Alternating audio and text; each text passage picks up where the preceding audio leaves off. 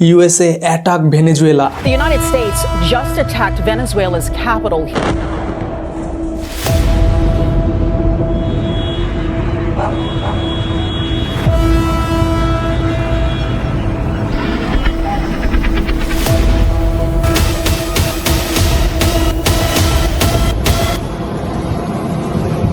এই স্ট্রাইকের পেছনে ইউএসএ যেই কারণগুলো দেখিয়েছে সেইগুলোই কি পর্যাপ্ত, নাকি রয়েছে এর পেছনে বড় কারণ? কেন ভেনেজুয়েলার পেছনে পড়েছে ট্রাম্প? কোনো দেশের ভেতরে ঢুকে এইভাবে রাষ্ট্রপ্রধানকে কি আটক করা যায়?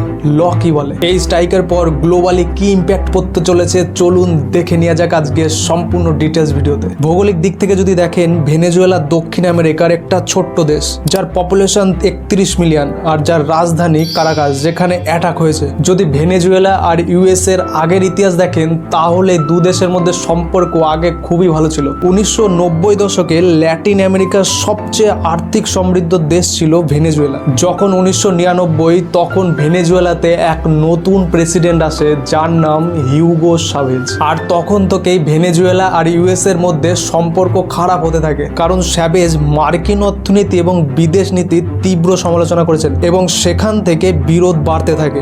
হিউগো লম্বা সময় পর্যন্ত প্রেসিডেন্ট ছিলেন ভেনেজুয়েলার, আর তার সময় থেকেই লোকতন্ত্রের পতন, ভেনেজুয়েলার অর্থনৈতিক পতন দেখা যায়। যখন 2013 তখন হিউগো তার পদে থাকাকালীন অবস্থায় তিনি মারা যান এবং ইন্টারিম প্রেসিডেন্ট হিসাবে নিকোলাস মাদুরো পদে বসেন। কিন্তু পরে নির্বাচন আসলে নিকোলাস মাদুরাই জিতে যায়। মাদুরো ভেনেজুয়েলার প্রেসিডেন্ট তো হয়ে যায়, কিন্তু তার উপর বারবার একটাই আরোপ উঠতে থাকে, ফট করে জিতেছে। অনেকের দাবি ইলেকশনই ঠিকভাবে করানো হয়নি এবং 2013 থেকে 2025 এই 12-13 বছরে ভেনেজুয়েলার উপরে অনেক স্যাংশন লাগে, ইকোনমিক্স কোলাপস হয় এবং মাস প্রোটেস্টও ভেনেজুয়েলাতে দেখা যায়। আর যার ফলস্বরূপ ভেনেজুয়েলা থেকে 2014 থেকে 25 পর্যন্ত প্রায় 80 লক্ষ মানুষ পাশের দেশগুলিতে চলে যায়। আর এরই মধ্যে তো আমরা দেখেছি 2025-এ ট্রাম্প ভেনেজুয়েলার ক্রুড অয়েলের উপরে 25% ট্যারিফ লাগিয়েছিল, যেখানে ভেনেজুয়েলার 60% ইকোনমি চলে ক্রুড অয়েলের উপর। আর তার উপরে এই ট্যারিফ এই অর্থনীতিকে আরো টলমলো করে দেয়।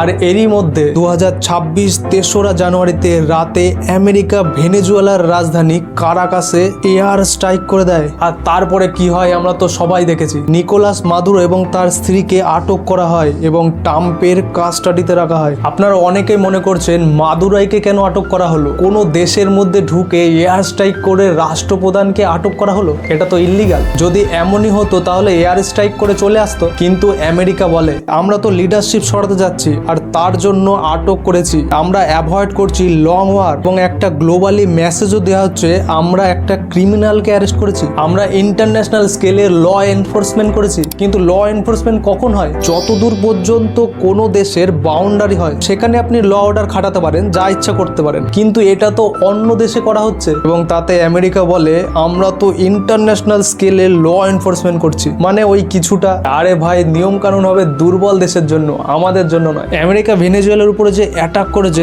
তার কিছু বড় কারণ দেখিয়েছে America. Narco terrorism, dark trafficking, money laundering. America মনে করে ভেনেজুয়েলা একটা কোকেনের বড় হাব তৈরি হয়েছে আর এই কোকেন আমেরিকায় প্রবেশ করছে। স্পেশালি দুটো রুট দিয়ে এই ড্রাগ আমেরিকায় প্রবেশ করছে। তাদের মতে ভেনেজুয়েলার পাশে কলম্বো বড় লেভেলের ড্রাগ প্রোডাকশন হয়, আর যা ল্যাটিন আমেরিকা থেকে মেক্সিকো হয়ে এই রুটে আমেরিকায় পৌঁছায়। আরেকটি রুট যেটা ভেনেজুয়েলা হয়ে ক্যারিবিয়ান আইল্যান্ড হয়ে আমেরিকায় পৌঁছায়। আমেরিকার মতে মাদারো এই ড্রাগসে লিড করে। দ্বিতীয় কারণ হিসাবে মাইগ্রেশন ক্রাইসিসকে বলেছেন। ভিডিওর মাঝে আমি বলেছিলাম 2014 থেকে 25 80 লক্ষ মানুষ ভেনেজুয়েলা ত্যাগ করেছিল। আর ট্রাম্পের মতে আমেরিকায় ইল্লিগাল ভাবে এই মানুষ অনুপ্রবেশ করছে, আর ভেনেজুয়েলা জেনে বুঝে ইনস্টেবিলিটি তৈরি করছে আমেরিকার মধ্যে। আর আমেরিকা বলে আমাদের যে কোনো ভাবে এটা আটকাতে হতো, এবং ইউএসএ অপারেশনকে প্রিএমপ্টিভ সেলফ ডিফেন্স বলেছে। তৃতীয় কারণ হিসাবে স্যাংশন এবং ডিপ্লোমেসি ফেলিওরকে বলেছে। পেছনের কিছু বছরে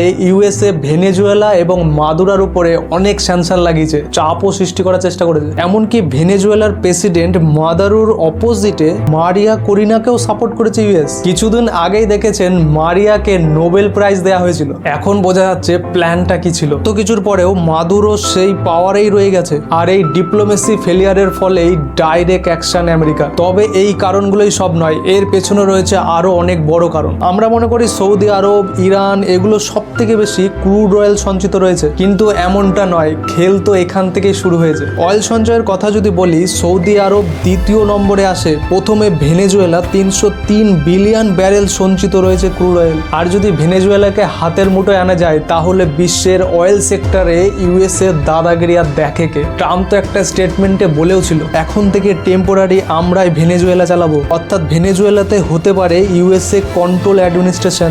আর একবার যদি ট্রাম্পের হাতে ভেনেজুয়েলার ক্রুড অয়েলের অ্যাক্সেস চলে আসে, তাহলে সমস্ত দেশের উপরে ইউএসএর কন্ট্রোল আরো বেড়ে যাবে, আর যার ফলে অনেক ক্ষেত্রে ইম্প্যাক্ট করতে চলেছে। এখন সময়ের অপেক্ষা, আমেরিকা যে ভেনেজুয়েলার উপরে আধিপত্য বিস্তার করতে চলেছে তার আর বলার অপেক্ষা রাখেন। বন্ধুরা, আপনার কি মনে হয় তা কমেন্টে জানান। ভিডিও ভালো লাগলে অবশ্যই লাইক এবং সাবস্ক্রাইব।